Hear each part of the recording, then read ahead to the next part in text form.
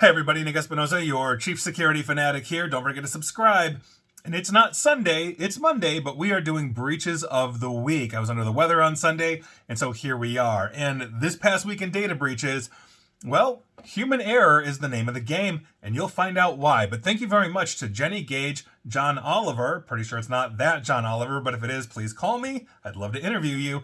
Monica Smythe and Sam Watson. And with that, let's dive in. Thank you for the tips. Please keep sending them my way. And so we're going to start in Kansas with a healthcare services provider known as Sunflower Medical Group. They learned of a data breach on January 7th of this year, and basically they show via their probes that the attackers had access to their system since December 15th of last year. We're talking names, address, dates of birth, social security numbers, driver's license numbers, medical information, and health insurance information as well. The Rycidia ransomware group is taking credit, claiming to have stolen more than 3 terabytes from Sunflower. Obviously a huge thing. Now, they're also claiming they have 400,000 people, but here's the thing.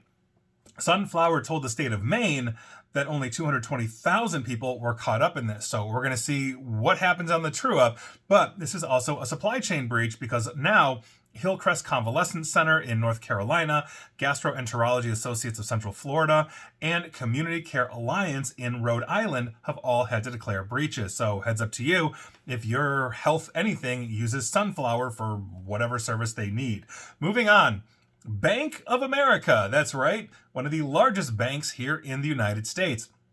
They issued a warning to a select group of customers about a potential data breach. Now, this could have potentially exposed sensitive data, and we'll talk about that in a second here. And here's essentially what happened. This breach took place on December 30th, and it was a result of improper handling of confidential documents by a third-party document destruction service provider. In other words, they shipped off a whole bunch of documents to a third party for destruction, and the third party took it home. I don't know, but apparently they weren't destroyed the way they should have. Now, the exact number of affected accounts has not been disclosed, but Bank of America did confirm with Massachusetts that at least 2 citizens of that state were impacted. So it could be low numbers, but it could be nationwide. We just don't know.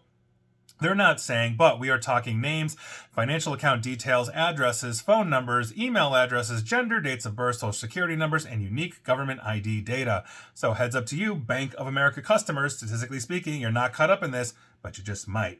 Moving on, let's head on over to Scotland and talk about the SQA, or Scottish Qualifications Authority. Now, they're looking into a suspected unauthorized network login from credentials belonging to a member of their staff at one of their schools, which is unnamed, and that essentially led to more than 17,000 documents being dumped online. Now, it's not clear whether these files, which contain guidance for teachers on exam marking and coursework, were downloaded as a result of insider threat, or if an SQA employee was actually targeted by attackers for this stuff. Now, it is believed the data is not considered sensitive and does not have personally identifiable information on both staff and students, and it's most likely historical information. So don't start freaking out, parents. Your kid's data is not involved, or staff. Heads up to you if your school is part of the SQA. Moving on. I want to do our mini segment real quick, simply entitled, if you just spent money on cybersecurity, you wouldn't be getting breached, you wouldn't be getting sued, and you definitely wouldn't be losing your reputation. First one up is Rite Aid. That's right, the large pharmacy here in the United States. They've agreed to settle a class action lawsuit over a June 2024 data breach that impacted 2.2 million of their customers.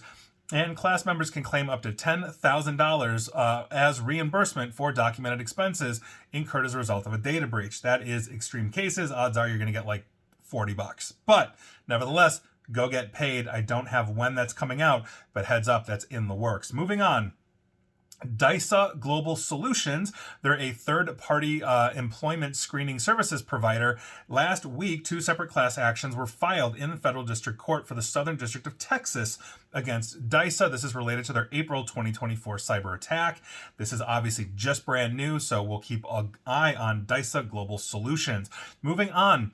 Another big one, United of Omaha. Basically, this case, known as Skinner v. United of Omaha Life Insurance Company, is about a data incident that occurred between April 21st, through April 23rd of last year, which may have exposed personally identifiable information of current or former employees or whose employers received a quote or group insurance from United of Omaha Life Insurance.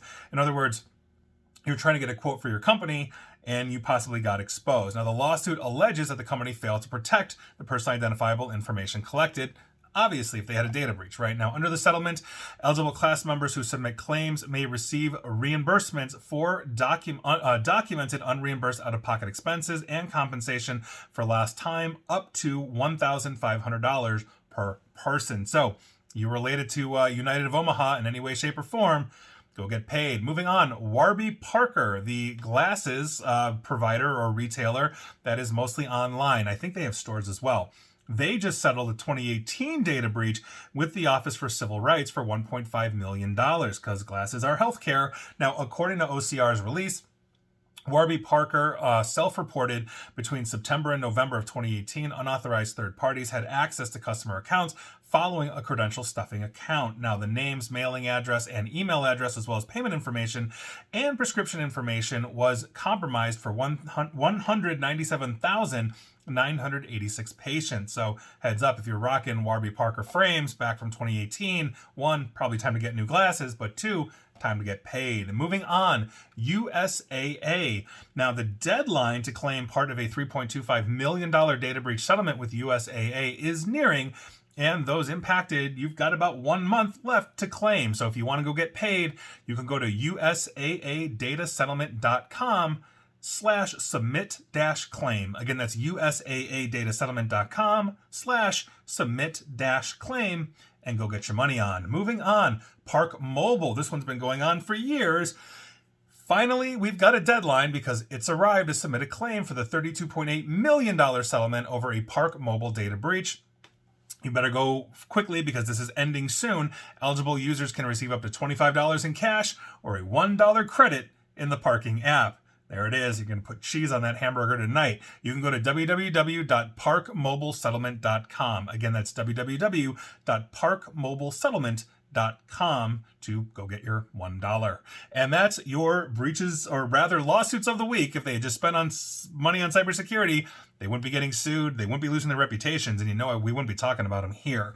With that, let's head on back into real time and talk about Rubrik, the large backup provider. Quote, through our investigation, we discovered that an unauthorized actor accessed a small number of log files, most of which contain non-sensitive information. One file contains some limited access information, end quote. That is from Rubrik's CTO. Now, while the unspecified access information was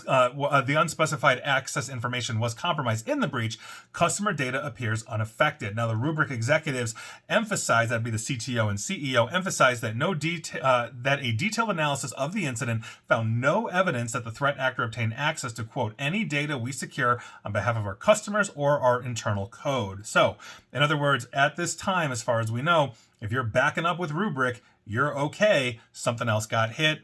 Hopefully it's no harm, no foul. They're a major player in backup, so here we are. Moving on, let's head back to, well, home for me, Chicago Public Schools, and I believe this is now the second largest school district in the nation. Maybe the third, but I believe it's the second after Los Angeles. So basically, we're talking about Chicago Public Schools by way of Clio. Clio is a file transfer software used for electronic data interchange with external entities. In other words, third-party data breach.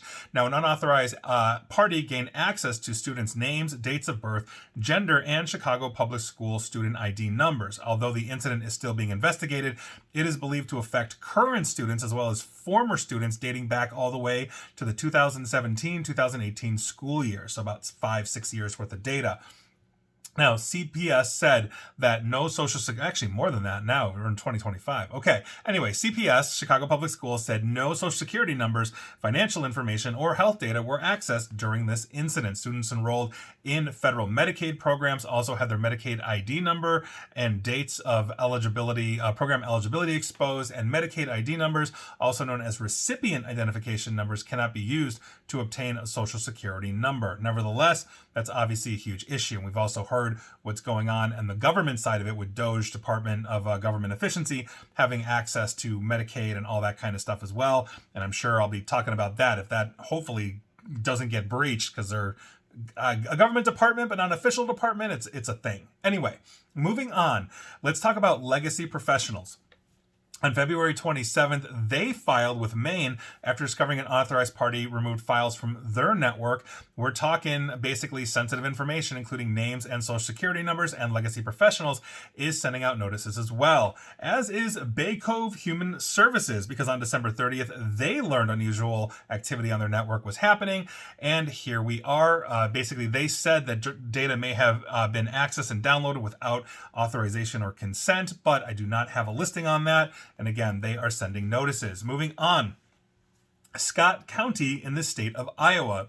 About 4,500 people may have been improperly accessed after a data breach in Scott County. They're notifying residents via mail if they were impacted. Now, according to a post this past Friday, on July 11th of last year, county officials became aware of suspicious activity in the health department's employees' account. Scott County launched an investigation, and here we are. So heads up to you if you are a citizen of Scott County, Iowa. Moving on.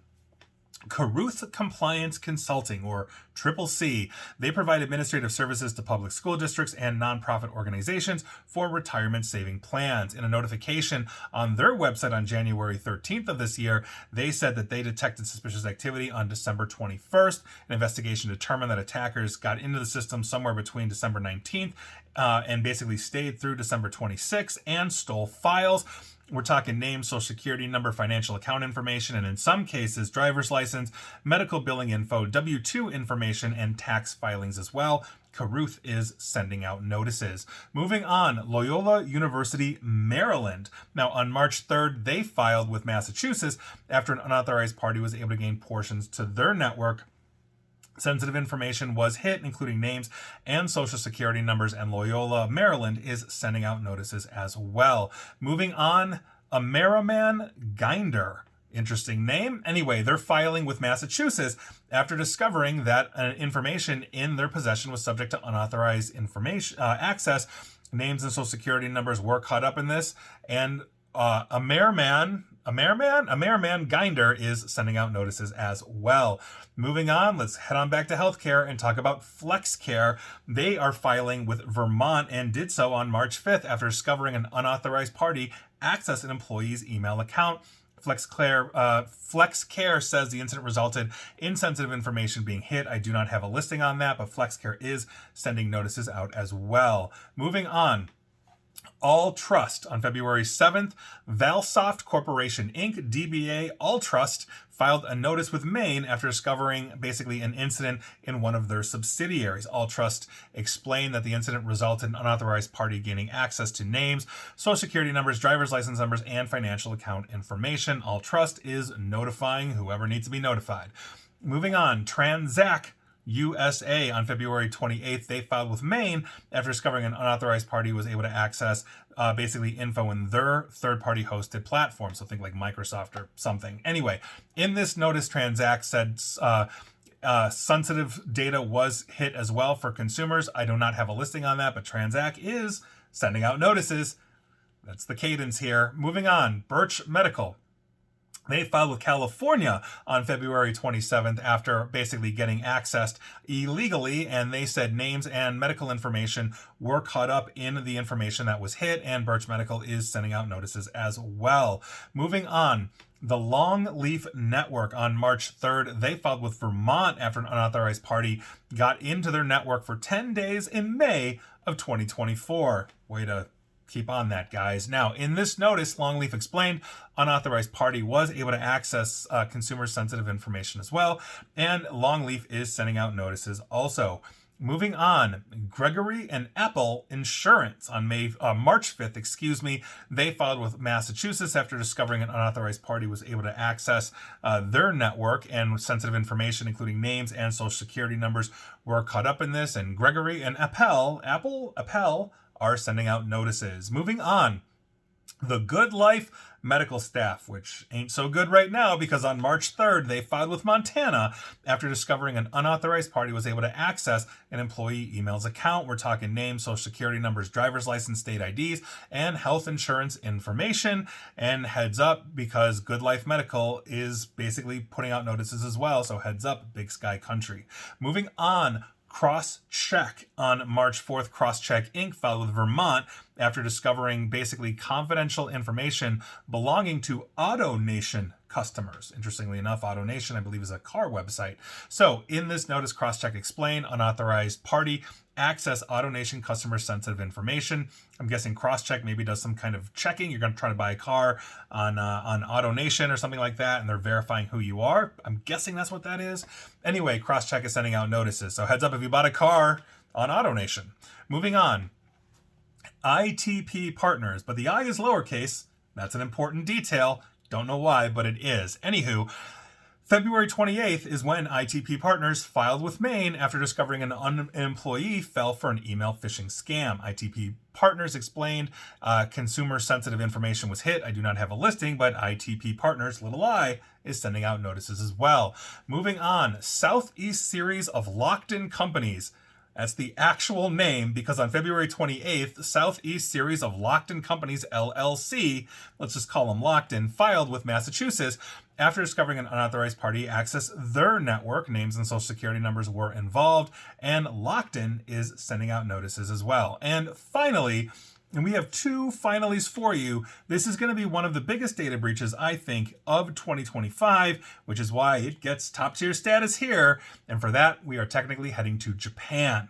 We are talking about NTT Communications, which I believe is Nippon Telephone and Telegraph historically. So with that, essentially, the incident, according to NTT, occurred on February 5th when an unnamed threat actor accessed its internal systems, including those hosting information on services provided to other companies. And here we go. So NTT said that it restricted access to the compromised system immediately after detecting the suspicious communication behavior on February 5th. But on February 15th, 10 days later, it discovered unauthorized access to another compromised system and subsequently blocked that. Now, the threat actor, according to the company, exfiltrated the information on 17,891 customer companies. So that is basically almost 18,000 corporations that now have a data breach situation by virtue of using NTT as their hosting provider. So we are talking about contract numbers, customer names, contact names, phone numbers, email addresses, physical addresses, and information on service usage. NTT says obviously they're going to notify everybody, but this means we have potentially 18,000 like SolarWinds, going out and basically saying, hey, we possibly got hit here. Now, this is not going to be as bad as SolarWinds. And the reason being is the Russians were able to push poisoned updates to SolarWinds. And so these tens of thousands of companies on SolarWinds Orion were updating their own internal systems for surveillance, whereas this is just a cloud hit. But at 18,000 customers, and NTT is a major global player, this is going to be a big one, and I think they're going to be keeping me busy for a couple of years. So strap yourselves in if you're a longtime listener or follower or viewer or listen to me on the radio. I think we're going to be having breaches stemming from NTT for a long time. And with that, let's talk about new research as our last finally, because quite frankly, human error is a pain in the butt. Now, researchers from Stanford and a cybersecurity organization found that approximately 88% of all data breaches are caused by an employee mistake. Human error is still very much the driving force between the overwhelming majority of cybersecurity problems. Now, the study was done by Stanford University's Professor John Hancock and the security firm Tessian.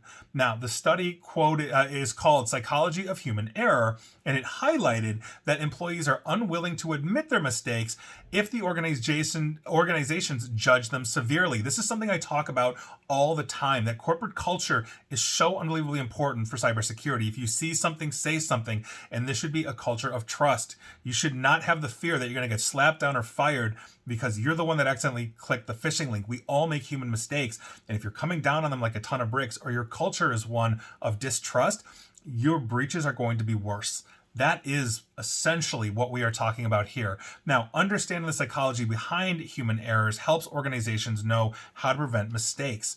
And so that's what we're talking about here. Now, according to the study, nearly 50% of employees said that they are very or pretty certain they have made an error at work that could have led to security issues for their company. The study also goes into detail about the differences between young and older employees, where younger users will more easily admit to mistakes and are also easier to phish. And that, I think, is true. You have a sharing culture that essentially the young people grew up online, and so they will share a lot more freely and openly than the older generations. But by virtue of it, they're clicking and opening everything.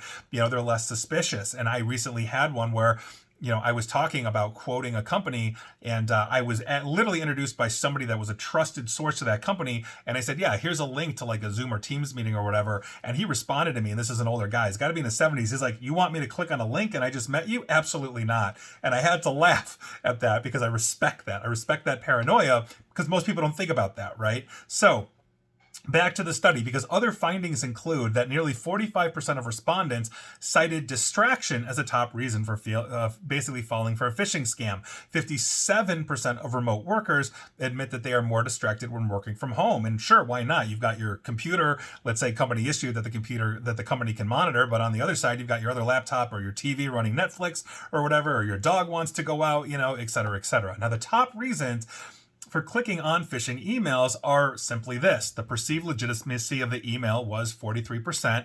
The fact that it appeared to have come from either a senior executive, 41%, or a well-known brand, 40%. So in other words, you want to rock those Air Jordans from Nike, you're going to click that link and it's fake, that kind of thing. This is what we're talking about here.